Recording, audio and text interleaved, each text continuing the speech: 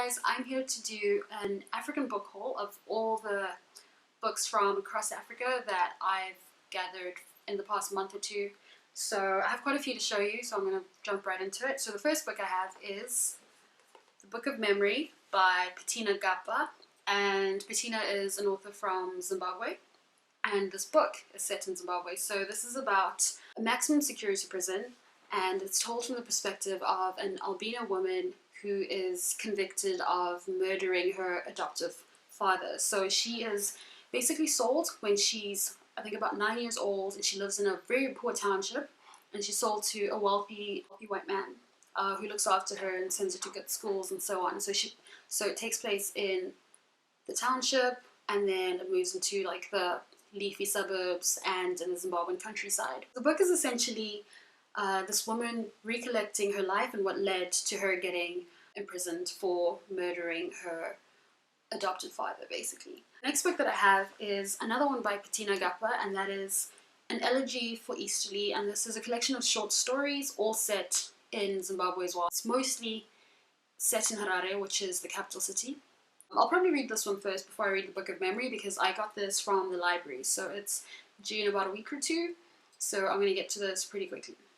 And the last book that I have from Zimbabwe is Chioniso and Other Stories, and this is by Shima Chinojia, and this is also a short story collection, but this is more of a light-hearted commentary, I think, on post-colonial Zimbabwe.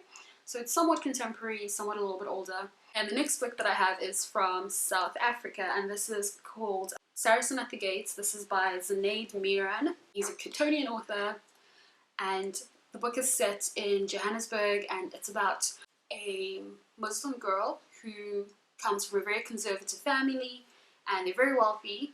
I think they run a very successful curry business. They keep her on a tight leash, but she's quite the party animal. She goes clubbing a lot.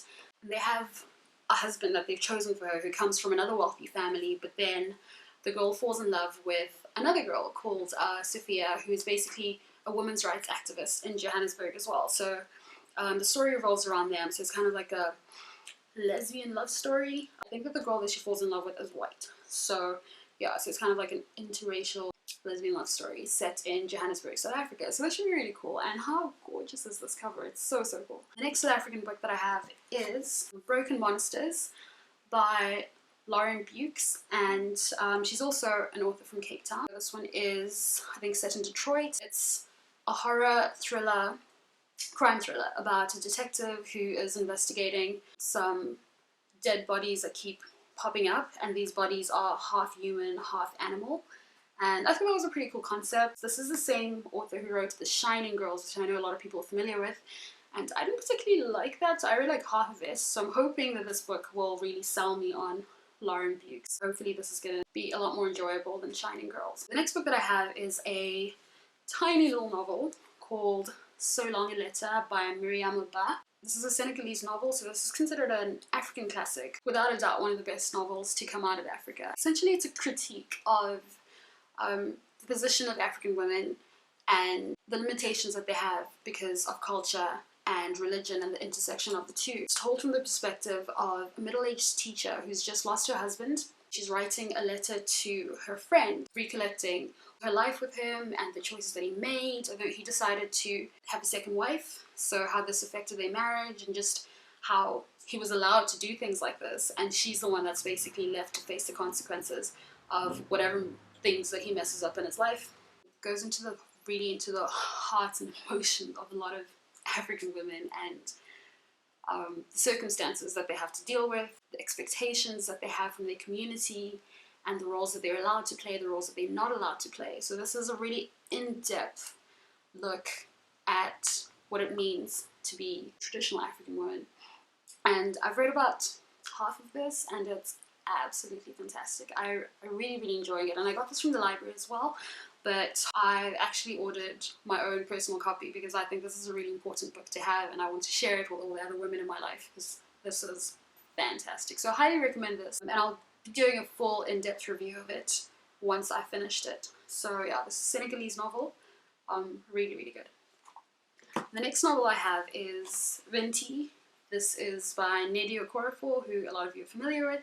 and she is a Nigerian-American author, but this book is about a girl from Namibia. So it's a sci-fi book that is set in the future, and it's about a Himba girl and Himba are people in a tribe in Namibia, and they have this red clay on them, and I'll pop up a picture. So there's this beautiful cover with the clay that is characteristic of the Himba people. And so this Himba girl gets accepted into the best university in the galaxy, and she gets a full scholarship, and she wants to go there and study.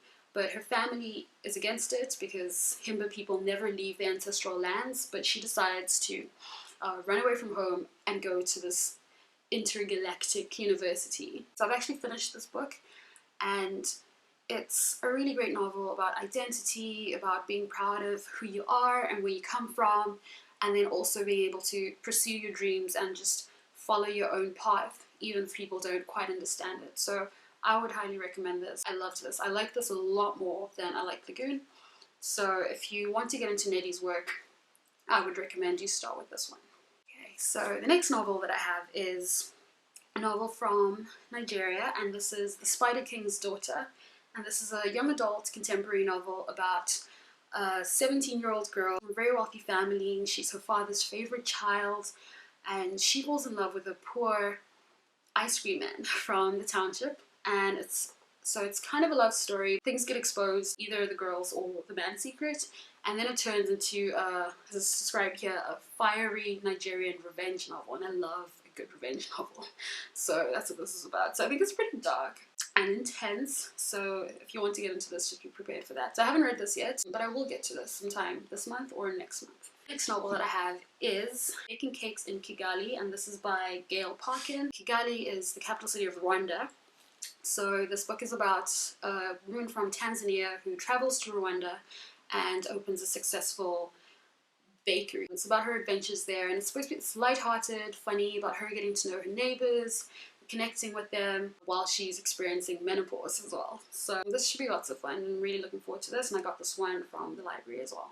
Then we have Witch Girl. This is a Zambian novel by Tanvi Bush, and it's about a teenage girl who lives on the street. It's about a doctor who is trying to combat the AIDS epidemic in the country at the time, and a priestess who is conning people into trying all these crazy rituals to try and heal themselves. It's about how these three people's story intersect, I guess, and I know there's some magical elements in this as well. I think it's going to be pretty sad considering it's centered around AIDS, but I've heard it's a really good book, so can't wait to read this one also. And we have Tropical Fish by Doreen Waingana, and this is a Ugandan novel that is about three Ugandan sisters, their relationships with each other, and it's a coming-of-age story about them growing up, the women that they become, the places that they go, and it's told from the perspective of all three sisters, so each chapter alternates between sisters. This is a pretty well-known author as well, so she's written quite a few books, and I'm excited to get to all those, but I'll be starting off with this one. The last book that I have is a collection of short stories, and this is African Love Stories, an anthology, and this is edited by Amaata Aidu. Amaata Aidu is a very famous author and poet. I think she's actually a professor. Yeah, it's Professor Amaata Aidu. She's from Ghana, but the stories in here are written by authors from all over Africa. I think it's 21 different authors, and there are some new authors as well as some very well-known established authors. I know Chimamanda Ngozi Adichie has a story in here, and some of the authors that I mentioned before, they also have some of their stories in here. So this should be really cool, and I thought it'd be a nice intro into kind of African love stories and to kind of see what I'm into, and then hopefully try and track down the authors that I really like, track down their books. So I should be getting to this soon. So those are all the books that I have. Let me know if you've read any of them, if you enjoyed them, if you have any recommendations based on these books as well. So I'll be reading them in the next month or two, and I'll be doing reviews on some of them.